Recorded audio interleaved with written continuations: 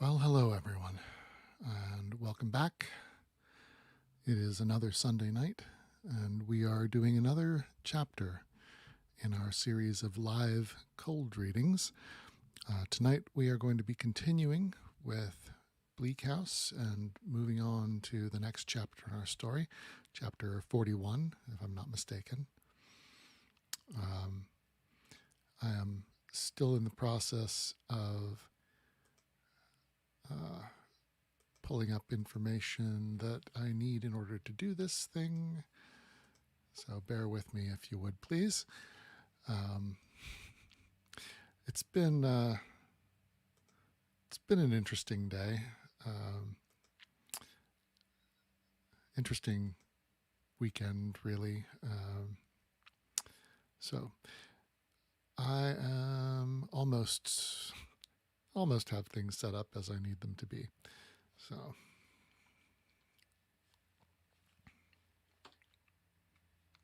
really now? Very good then. So here we go.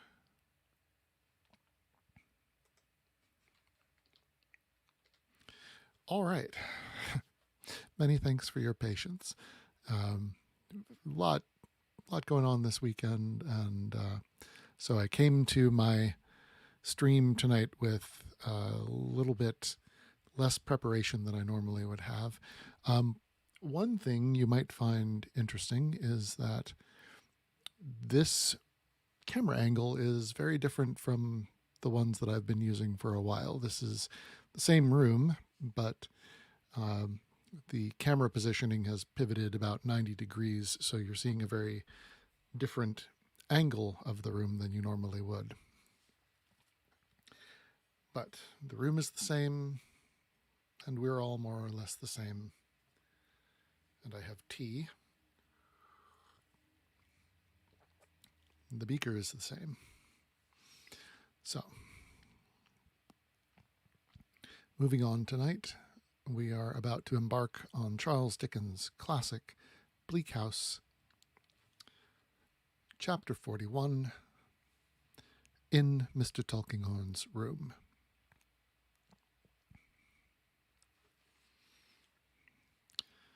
Mr. Tulkinghorn arrives in his turret room, a little breathed by the journey up, though leisurely performed. There is an expression on his face as if he had discharged his mind of some grave matter, and were, in his close way, satisfied. To say of a man so severely and strictly self-repressed that he is triumphant would be to do him as great an injustice as to suppose him troubled with love or sentiment or any romantic weakness. He is sedately satisfied. Perhaps there is a rather increased sense of power upon him, as he loosely grasps one of his veinous wrists with his other hand, and, holding it behind his back, walks noiselessly up and down. There is a capacious writing table in the room, on which is a pretty large accumulation of papers. The green lamp is lighted. His reading glasses lie upon the desk, the easy chair is wheeled up to it, and it would seem as though he had intended to bestow an hour or so upon these claims on his attention before going to bed. But he happens not to be in a business mind. After a glance at the documents awaiting his notice, with his head bent low over the table, the old man's sight for print or writing being defective at night, he opens the French window and steps out upon the leads. There he again walks slowly up and down in the same attitude, subsiding, if a man so cool may have any need to subside, from the story he has related downstairs. The time was once when men as knowing as Mr. Tulkinghorn would walk on turret tops in the starlight and look up into the sky to read their fortunes there. Hosts of stars are visible tonight, though their brilliancy is eclipsed by the splendor of the moon. If he be seeking his own star, as he methodically turns and turns upon the leads, it should be but a pale one, to be so rustily represented below. If he be tracing out his destiny, that may be written in other characters nearer to his hand. As he paces the leads, with his eyes most probably as high above his thoughts as they are high above the earth, he is suddenly stopped, in passing the window, by two eyes that meet his own. The ceiling of his room is rather low, and the upper part of the door, which is opposite the window, is of glass. There is an inner baize door, too, but the night being warm, he did not close it when he came upstairs. These eyes that meet his own are looking in through the glass from the corridor outside. He knows them well. The blood has not flushed into his face so suddenly and redly for many a long year as when he recognizes Lady Dedlock. He steps into the room, and she comes in too, closing both the doors behind her. There is a wild disturbance. Is it fear or anger? In her eyes, in her carriage and all else, she looks as she looked downstairs 2 hours ago. Is it fear or is it anger now? He cannot be sure. Both might be as pale, both as intent. Lady Dedlock. She does not speak at first, nor even when she has slowly dropped into the easy chair by the table. They look at each other like two pictures.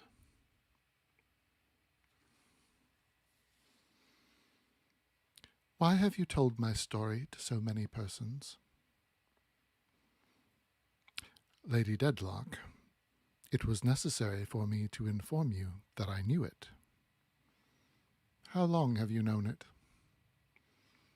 I have suspected it a long while, fully known it a little while.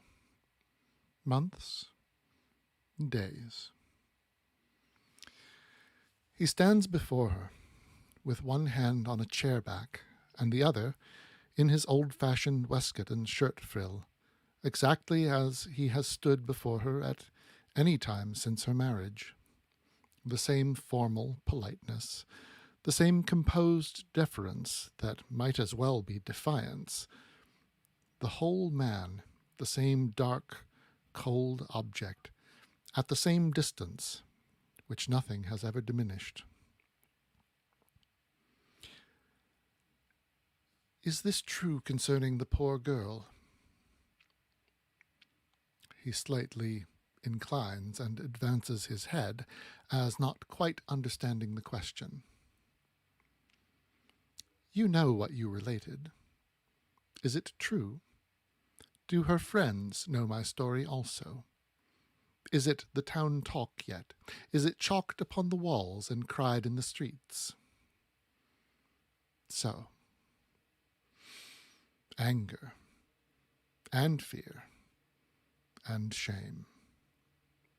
All three contending. What power this woman has to keep these raging passions down. Mr. Tulkinghorn's thoughts take such form as he looks at her, with his ragged grey eyebrows a hair's breadth more contracted than usual under her gaze. No, Lady Dedlock. That was a hypothetical case, arising out of Sir Leicester's unconsciously carrying the matter with so high a hand. But it would be a real case if they knew what we know. Then they do not know it yet. No. Can I save the poor girl from injury before they know it? Really, Lady Dedlock, Mr. Tulkinghorn replies, I cannot give a satisfactory opinion on that point. And he thinks, with the interest of attentive curiosity as he watches the struggle in her breast. The power and force of this woman are astonishing. "Sir," she says, for the moment obliged to set her lips with all the energy she has, that she may speak distinctly. "I will make it plainer. I do not dispute your hypothetical case. I anticipated it, and felt its truth as strongly as you can do when I saw Mr. Rouncewell here. I knew very well that if he could have had the power of seeing me as I was, he would consider the poor girl tarnished by having for a moment been, although most innocently, the subject of my great and distinguished patronage. But I have an interest in her, or I should rather say, no longer belonging to this place. I had. And if you can find so much consideration for the woman under your foot as to remember that, she will be very sensible of your mercy." Mr. Tulkinghorn, profoundly attentive. God, goodness. My apologies. Windows is lovely. Mr. Tulkinghorn, profoundly attentive, throws this off with a shrug of self-depreciation and contracts his eyebrows a little more. "You have prepared me for my exposure, and I thank you for that too. Is there anything that you require of me? Is there any claim that I can release, or any charge or trouble that I can spare my husband in obtaining his release by certifying to the exactness of your discovery? I will write anything, here and now, that you will dictate. I am ready to do it." And she would do it, thinks the lawyer, watchful of the firm hand with which she takes the pen. "I will not trouble you, Lady Dedlock. Pray spare yourself. I have long expected this, as you know. I neither wish to spare myself, nor to be spared. You can do nothing worse to me than you have done. Do what remains now." "Lady Dedlock, there is nothing to be done. I will take leave to say a few words when you have finished." Their need for watching one another should be over now, but they do it all this time, and the stars watch them both through the opened window. Away in the moonlight lie the woodland fields at rest, and the wide house is as quiet as the narrow one. The narrow one. Where are the digger and the spade this peaceful night, destined to add the last great secret to the many secrets of the Tulkinghorn existence? Is the man born yet? Is the spade wrought yet? Curious questions to consider. More curious, perhaps, not to consider, under the watching stars upon a summer night. "Of repentance or remorse, or any feeling of mine," Lady Dedlock presently proceeds, "I say not a word. If I were not dumb, you would be deaf. Let that go by. It is not for your ears." He makes a feint of offering a protest, but she sweeps it away with her disdainful hand.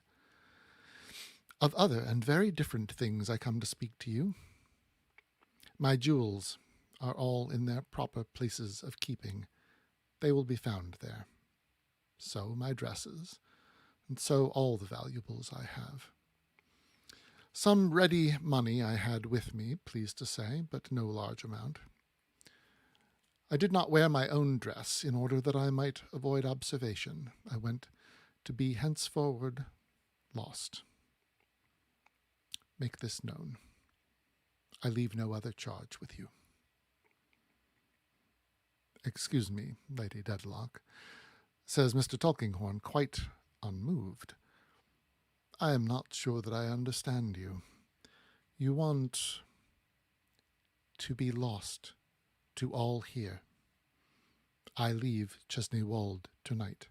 I go this hour. Mr. Tulkinghorn shakes his head. She rises, but he, without moving hand from chair back or from old-fashioned waistcoat and shirt frill, shakes his head. What? Not go as I have said? No, Lady Dedlock, he very calmly replies. Do you know the relief that my disappearance will be? Have you forgotten the stain and blot upon this place, and where it is, and who it is? No, Lady Dedlock, not by any means. Without deigning to rejoin, she moves to the inner door, and has it in her hand when he says to her, without himself stirring hand or foot or raising his voice, Lady Dedlock, have the goodness to stop and hear me, or before you reach the staircase I shall ring the alarm bell and rouse the house, and then I must speak out before every guest and servant, every man and woman in it. He has conquered her. She falters, trembles, and puts her hand confusedly to her head. Slight tokens these in anyone else, but when so practised an eye as Mr. Tulkinghorn's sees indecision for a moment in such a subject, he thoroughly knows its value. He promptly says again, Have the goodness to hear me, Lady Dedlock, and motions to the chair from which she has risen. She hesitates, but he motions again, and she sits down. The relations between us are of an unfortunate description, Lady Dedlock, but as they are not of my making, I will not apologize for them. The position I hold in reference to Sir Leicester is so well known to you that I can hardly imagine but that I must long have appeared in your eyes the natural person to make this discovery. Sir, she returns without looking up from the ground on which her eyes are now fixed, I had better have gone. It would have been far better not to have detained me. I have no more to say. Excuse me, Lady Dedlock, if I add a little more to hear. I wish to hear it at the window, then. I can't breathe where I am. His jealous glance as she walks that way betrays an instant's misgiving that she may have it in her thoughts to leap over and, dashing against ledge and cornice, strike her life out upon the terrace below, but a moment's observation of her figure as she stands in the window without any support, looking out at the stars, not up gloomily out at those stars which are low in the heavens, reassures him. By facing round as she has moved, he stands a little behind her. Lady Dedlock, I have not yet been able to come to a decision satisfactory to myself on the course before me. I am not clear what to do or how to act next. I must request you, in the meantime, to keep your secret as you have kept it so long, and not to wonder that I keep it too. He pauses, but she makes no reply. Pardon me, Lady Dedlock, this is an important subject. You are honoring me with your attention. I am. Thank you. I might have known it from what I have seen of your strength of character. I ought not to have asked the question, but I have the habit of making sure of my ground, step by step as I go on. The sole consideration in this unhappy case is Sir Leicester. Then why, she asks in a low voice, and without removing her gloomy look from those distant stars, why do you detain me in his house? Because he is the consideration. Lady Dedlock, I have no occasion to tell you that Sir Leicester is a very proud man, that his reliance upon you is implicit, that the fall of that moon out of the sky would not amaze him more than your fall from your high position as his wife. She breathes, quickly and heavily, but she stands as unflinchingly as ever he has seen her in the midst of her grandest company.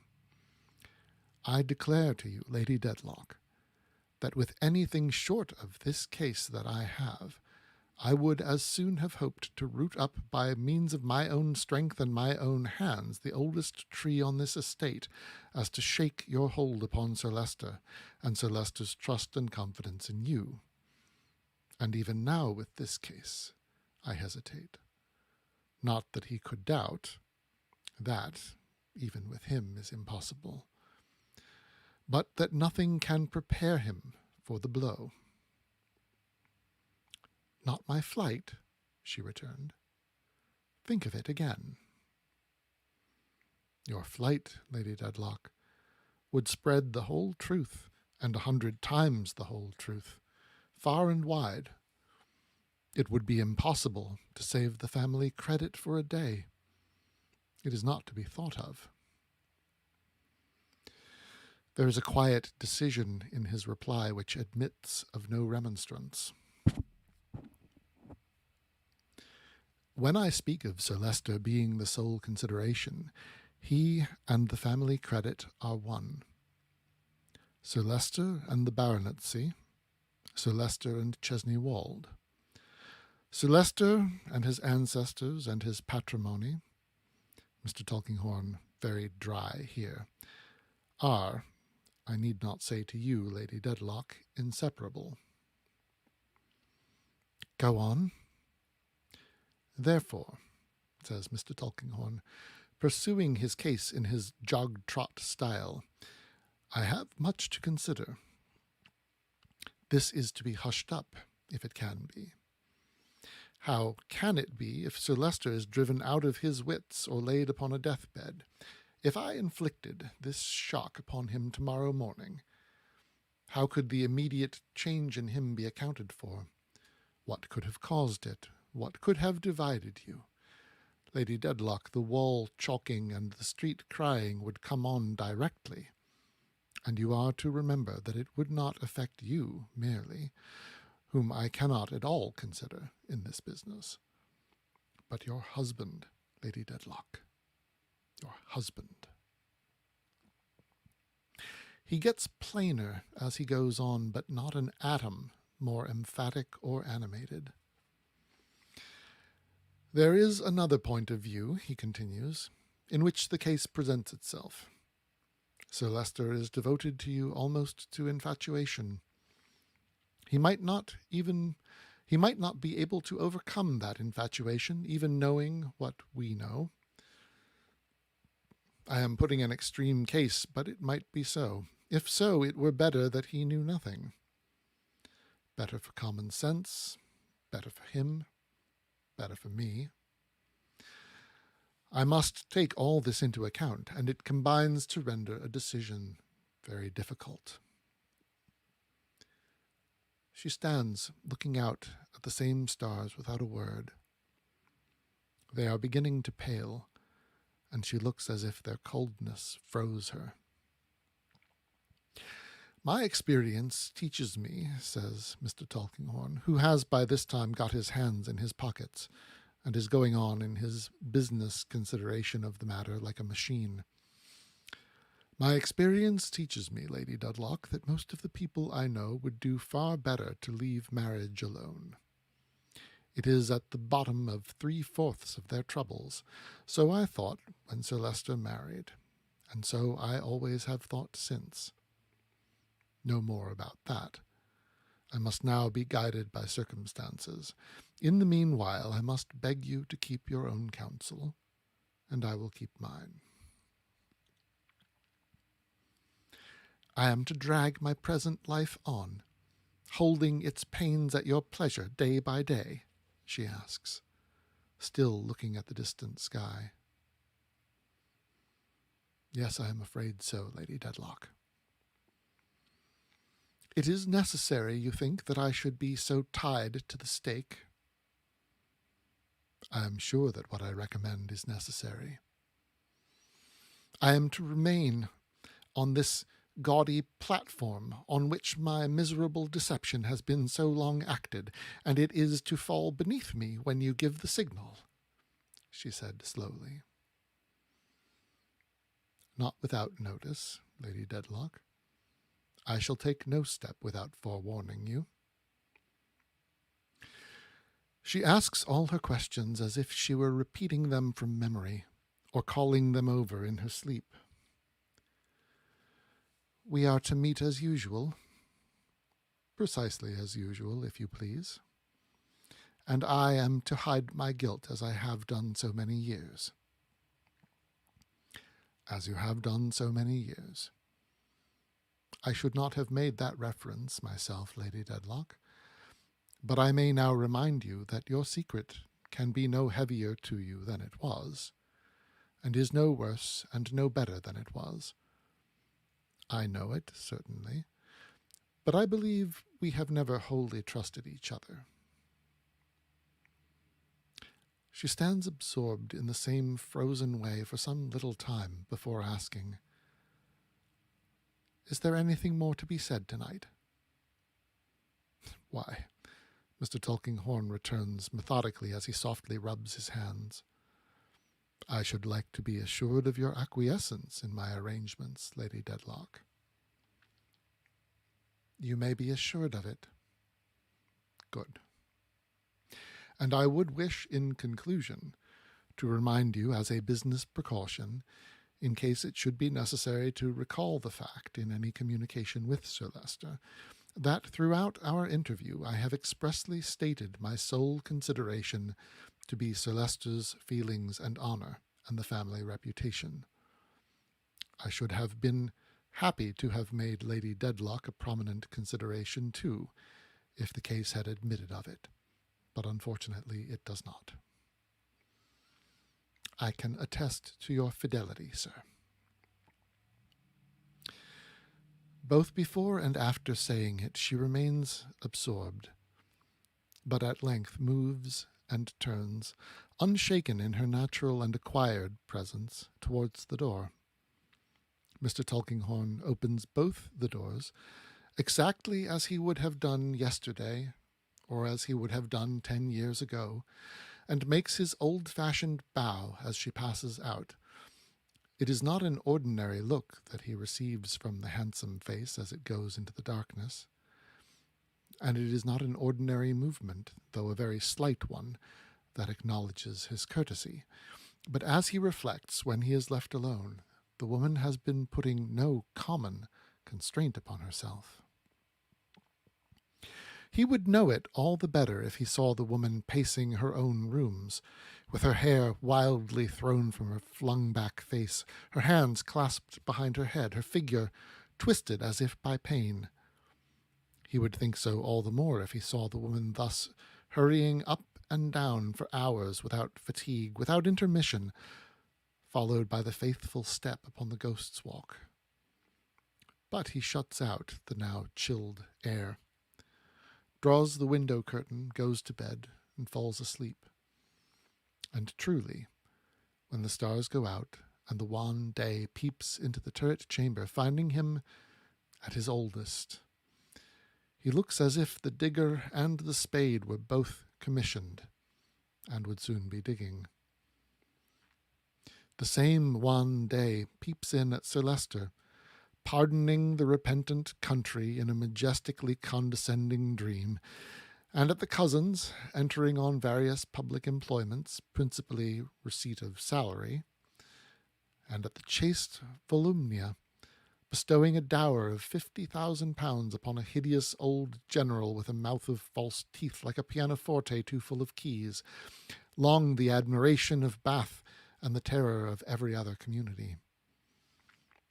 Also into rooms high in the roof, and into offices in courtyards and over stables, where humbler ambition dreams of bliss, in keepers' lodges and in holy matrimony with Will or Sally. Up comes the bright sun, drawing everything up with it. The Wills and Sallys, the latent vapor in the earth, the drooping leaves and flowers, the birds and beasts and creeping things, the gardeners, to sweep the dewy turf and unfold emerald velvet where the roller passes, the smoke of the great kitchen fire wreathing itself straight and high into the lightsome air. And lastly, up comes the flag over Mr. Tulkinghorn's unconscious head, cheerfully proclaiming that Sir Leicester and Lady Dedlock are in their happy home, and that there is hospitality at the place in Lincolnshire. End of chapter. Well, what does one say?